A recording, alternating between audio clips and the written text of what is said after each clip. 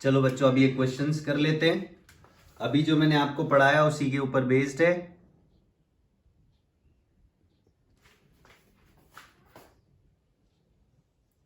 Solve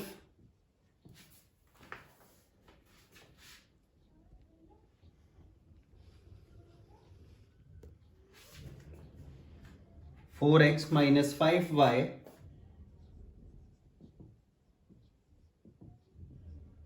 minus 2z is equals to 2. 5x minus 4y plus 2z is equals to minus 2. And third equation है 2x plus 2y plus 8z is equals to minus 1. ये हमें solve करना है, तो start करते हैं। इस तरह के इक्वेशन के सिस्टम को हम क्या कहते हैं?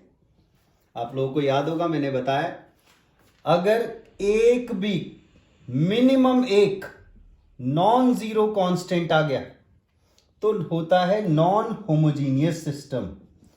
तो ये इक्वेशंस कहलाएंगी non homogeneous system of linear equations. ठीक है, छोटी छोटी बातें जो आपको औरों से आगे लेकर जाएंगी। ये जरा जरा सी बातें, इनको ध्यान रखना, पता होना चाहिए सिस्टम कौन सी इक्वेशन कौन से एक टाइप की इक्वेशन को बिलोंग करता है।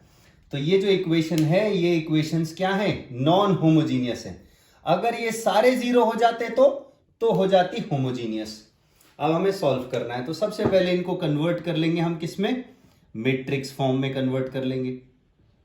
4 minus 5 minus 2, 5 minus 4 2 and 2 2 8।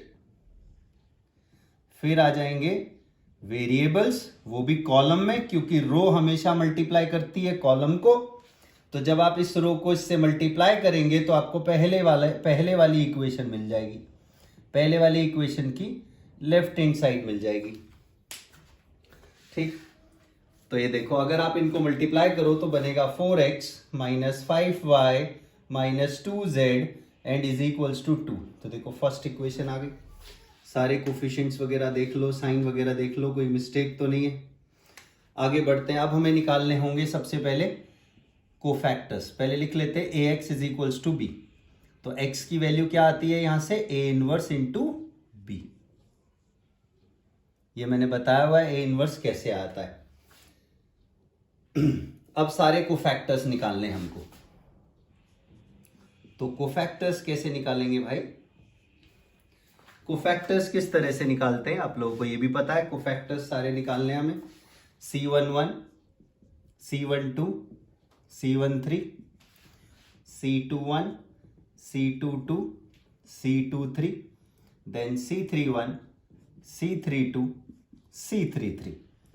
तो कोफैक्टर्स सारे के सारे निकाल के यहां पर लिखिए। शॉर्ट ट्रिक भी आपको बताई गई है, पूरा तरीका भी बताया गया कोफैक्टर्स का, सब बच्चों को आता है। तो मैं सारे कोफैक्टर्स डायरेक्टली यहां पर लिख रहा हूं।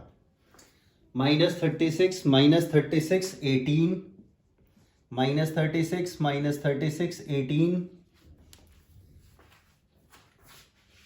फिर आएगा 36 36 -18,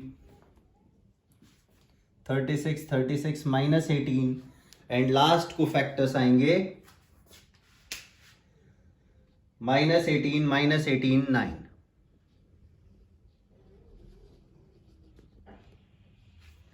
-18 -18 9। तो ये सारे के सारे कोफैक्टर्स आ गए। अब जब कोफैक्टर्स आ गए तो हमारे पास एडजॉइंट भी आ गया। आपको मालूम है कोफैक्टर्स को लेकर मैट्रिक्स बना लो और उसका एडजॉइंट उसका ट्रांसपोज कर दो, उस मैट्रिक्स का ट्रांसपोज कर दो तो एडजॉइंट ए आ जाएगा। तो यहां से हमने एडजॉइंट ए भी फाइंड कर लिया। सो एडजॉइंट ए इज, मैं डायरेक्ट ट्रांसपोज करके लिख रहा हूं, -36 पहली रो को पहला कॉलम बना दिया, दूसरी रो को दूसरा कॉलम बना दिया और तीसरी रो को तीसरा कॉलम बना दिया। आप सब के सब ये वैल्यूज फाइंड करके देखना, क्या यही एडजॉइंट ए आ रहा है? अब डिटर्मिनेंट ए भी फाइंड कर लिया जाए और ताकि हम इनवर्स तक पहुंचे। डिटर्मिनेंट ए का क्या फॉर्मूला है, कैसे निकालते हैं डिटर्मिनेंट ए? डिटर्मिनेंट ए निकालते हैं A11 C11, A12 C12 और A13 C13। किसी भी एक रो के एलिमेंट को उसी के कोफैक्टर से इनटू करा के ऐड करने पर जो मिलता है वही डिटर्मिनेंट है। तो A11 ये रहा, A12 ये रहा, A13 ये रहा और पहले 3 कोफैक्टर्स ये रहे। तो 4 को मल्टीप्लाई करो -36 से, -5 को -36 से, -2 को 18 से और इनको ऐड करो तो देखो डिटर्मिनेंट कितना आ रहा है। डिटर्मिनेंट की वैल्यू आ रही है 0। और अभी आपको बताया अगर डिटर्मिनेंट 0 आया तो फिर क्या करना है? अगर डिटर्मिनेंट 0 आया तो फिर क्या करना है? सभी को मालूम है डिटर्मिनेंट 0 आता है तो क्या करना है, अभी सिखाया। अब हमें लगाना पड़ेगा क्या? Consistency test. तो अब हम कंसिस्टेंसी टेस्ट लगाते हैं। ठीक, मैं ऊपर का पार्ट रब कर रहा हूं।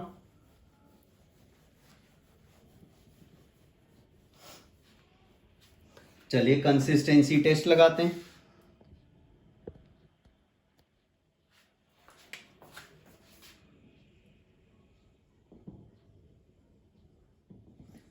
और कंसिस्टेंसी टेस्ट लगाने से क्या मिलता है, क्या पता चलता है कि सॉल्यूशन है या नहीं है? Adjoint A into B. Consistency test में हमें निकालना होता है एडजॉइंट ए इंटू बी।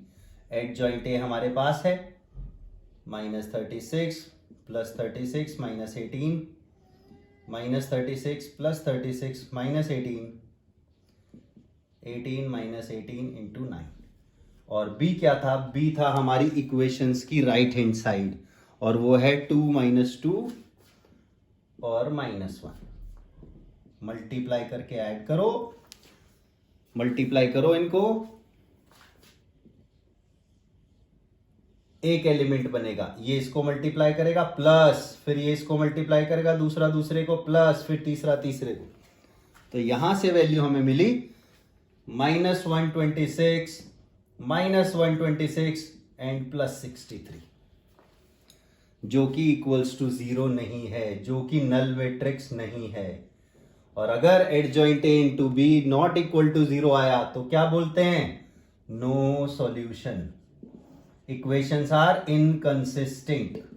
समझ गए? ये क्वेश्चन मैंने कल आपको कराया था, राइट? तो अगर डिटर्मिनेंट ए 0 आएगा तो क्या क्या पॉसिबिलिटीज हैं, कैसे हमें आगे बढ़ना है, ये मैंने आपको यहां पर बताया। वीडियो को जगह जगह पर पॉज करके आप नोट कर लेंगे सारा काम। ठीक, बिल्कुल वैसे ही चलेंगे। इक्वेशंस को पहले कन्वर्ट करेंगे मैट्रिक्स फॉर्म में, ए एक्स बी की फॉर्म में, फिर एक्स निकालेंगे, ए इनवर्स बी, सारे को फैक्टर्स आएंगे, एडजॉइंट आएगा, डिटर्मिनेंट भी आएगा। अगर डिटर्मिनेंट 0 है तो ए इनवर्स नहीं आएगा। और फिर हम क्या करेंगे? Consistency test, right? इसमें एडजॉइंट ए इंटू बी होगा, ये नॉट इक्वल्स टू 0 आया तो इसका मतलब है सॉल्यूशन नहीं है, राइट? नहीं है तो भाई आगे क्या करोगे? इतना ही छोड़ देंगे।